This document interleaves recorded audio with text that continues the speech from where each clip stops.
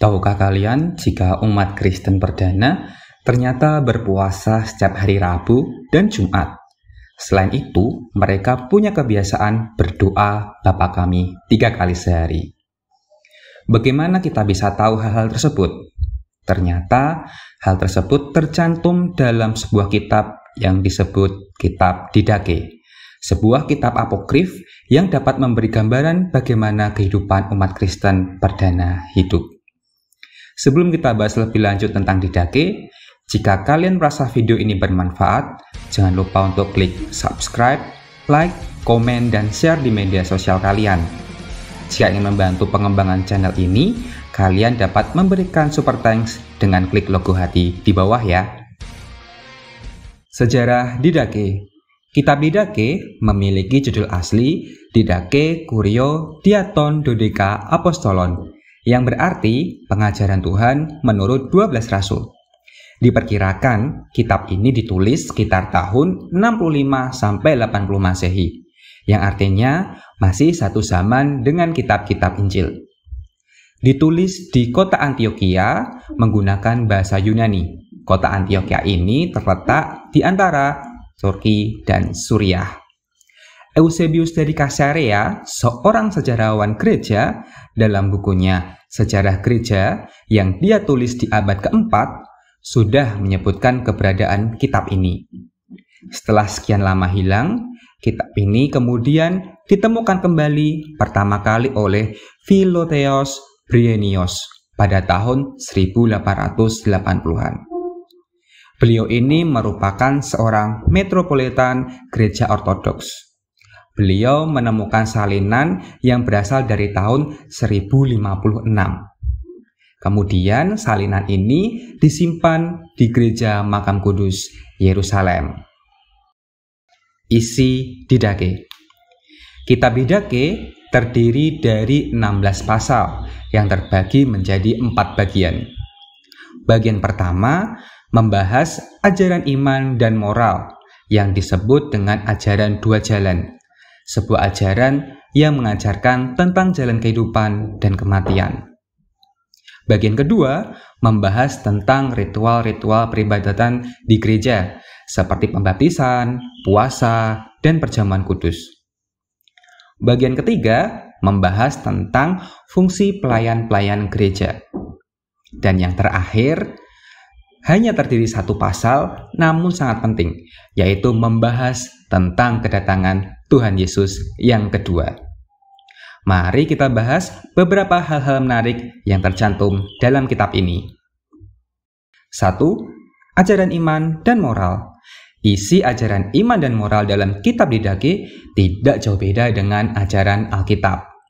Kita diingatkan untuk saling mengasihi, seperti ajaran Tuhan Yesus tentang hukum yang terutama, yaitu kita harus mengasihi Tuhan dan mengasihi sesama. Selain itu, kita diharapkan untuk dapat menjalankan 10 perintah Allah, ya, karena memang kebanyakan umat Kristen perdana merupakan umat Yahudi, kan? Kemudian terdapat hal-hal spesifik lain, seperti larangan semburit atau tit. Nah, anehnya mengapa ya zaman sekarang malah banyak gereja yang memberkati pernikahan-pernikahan seperti itu. Yang kedua, larangan aborsi. Karena ya aborsi itu sudah ada dari zaman dulu.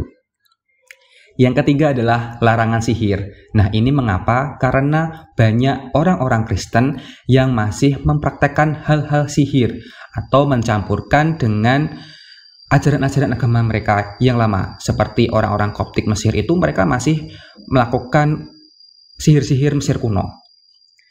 Dan yang terakhir adalah contohnya larangan makan sesaji. Jadi ada nggak dari kalian yang masih memakan sesajen atau memberikan sesajen? Ya, itu tradisi katanya, tapi ini sebenarnya dilarang oleh gereja. 2. Hal pembaptisan. Nah, ini cukup menarik karena ada beberapa kubu yang menyebutkan pembaptisan itu harus selam, pembaptisan itu harus begini, harus begitu. Nah, kita lihat bagaimana orang Kristen perdana melakukan pembaptisan. Yang pertama adalah dalam hal membaptis, umat Kristen perdana membaptis dalam nama Tritunggal.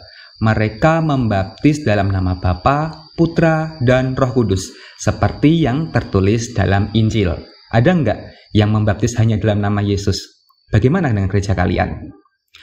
Berikutnya, mereka menggunakan air yang mengalir, yang berasal dari sumber mata air, atau mereka sebutnya sebagai air kehidupan, air yang hidup. Namun, hal itu tidak harga mati. Jika tidak terdapat mata air, mereka dapat menggunakan air apa saja, bahkan air hangat pun nggak masalah. Ketika membaptis, mereka akan mencurahkan air sebanyak 3 kali ke dahi seorang yang akan dibaptis tersebut. Dan mereka sebelum dibaptis akan berpuasa. Ya, mereka tidak menyebutkan tradisi baptis itu harus diselam atau bagaimana. Mereka hanya menuliskan ternyata hanya dengan mencurahkan air sebanyak 3 kali. Bagaimana? 3. Hal berdoa dan berpuasa.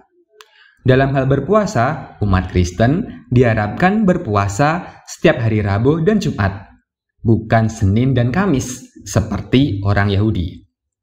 Kita menghayatinya sebagai peringatan akan sengsara Tuhan Yesus di kayu salib. Beberapa gereja masih melaksanakan tradisi berpuasa pada hari-hari ini. Sayangnya, dalam kitab Didache tidak dituliskan bagaimana tata cara mereka berpuasa. Sedangkan dalam hal berdoa, mereka memiliki kebiasaan berdoa Bapa Kami sebanyak 3 kali sehari. Doa Bapa Kami yang mereka doakan menggunakan rumusan seperti dalam Injil Matius yang mengandung doksologi. Bagaimana? Kalian sudah berdoa berapa kali dalam hari ini? 4. Hal perjamuan kudus. Ternyata perjamuan kudus di awal masa Kekristenan sudah menggunakan roti dan anggur. Umat Kristen perdana berkumpul setiap hari Minggu untuk melaksanakan persekutuan dan perjamuan. Mereka berkumpul dari Minggu karena hari Minggu adalah hari Tuhan, hari di mana Tuhan Yesus bangkit dan menang atas kematian. Mereka menggunakan piala berisi anggur, bukan berisi teh, dan melakukan pemecahan roti. Roti dan anggur hanya diberikan kepada orang-orang yang telah dibaptis. Sayangnya di sana tidak dituliskan rotinya itu roti beragi atau tidak beragi. Bagaimana dengan gereja kalian? Apakah perjamuannya menggunakan anggur atau teh? 5. Tentang pelayan umat. Dalam pelayanan umat beriman, terdapat berbagai pelayan, seperti pengajar, yang mungkin sekarang setara dengan katekis. Kemudian terdapat pewarta dan nabi, yang ternyata tugasnya itu mirip dengan gembala umat sekarang ini. Kemudian juga disebutkan di sana jabatan diakon dan uskup. Ternyata jabatan uskup itu sudah ada sejak umat Kristen mula-mula.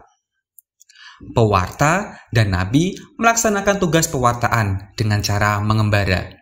Mereka akan berkeliling kemudian singgah ke rumah-rumah. Mereka hanya diizinkan untuk singgah maksimal 2 hari dalam rumah-rumah umat. Para umat mendukung pewarta ini dengan memberikan persembahan sulung yang berasal dari panen dan hasil perasan anggur pertama mereka. Jadi kebiasaan memberikan persembahan sulung ini sudah ada sejak zaman dulu. Jika tidak ada pewarta yang singgah, maka umat dapat menyumbangkan persembahan sulung tadi kepada orang-orang miskin di sekitar mereka. Nah, jika kita cermati, ternyata banyak ajaran dan tradisi yang masih terpelihara dalam beberapa gereja di zaman modern ini. Tertarik untuk menjalankan hidup seperti mereka?